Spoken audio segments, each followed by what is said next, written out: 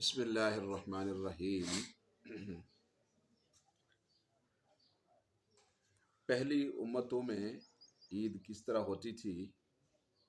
پہلے انبیاء کی امتیں بھی کسی نہ کسی صورت میں عید منایا کرتی تھی۔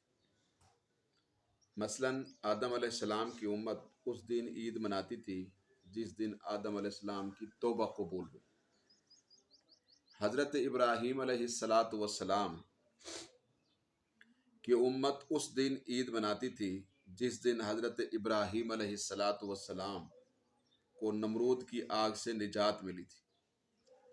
حضرت یونس علیہ السلام کی قوم اس دن عید مناتی تھی جس دن حضرت یونس علیہ السلام نے مچھلی کے پیٹ سے سبحانک لا الہ الا انت سبحانک انی کنت من الظالمین کی دعا پڑھ کر نجات پائی تھی۔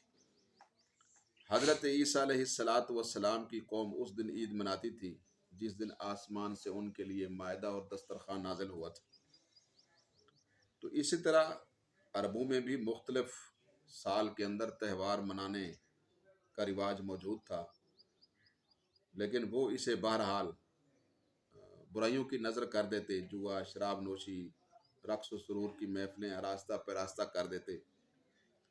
تو یہ بہرحال اسلام کا فیض ہے کہ اسلام نے ان تقریبات کو ایک نئے سانچے اور سوچ میں ڈالا ہے اور اعلان کیا ہے کہ تمہیں چاہیے کہ رمضان کے روزوں کی گنتی پوری کرو اور اس انعام پر کہ اللہ نے تمہیں ہدایت سے نوازا ہے، لہذا اس کی کبریائی بیان کرو اور اس عمل سے شکر گزاری کو اپنا شیوا بناؤ اور رب کے حضور نماز پڑھتے ہوئے روزوں کی تکمیل کی خوشی میں عید مناؤ۔ یکم شوال۔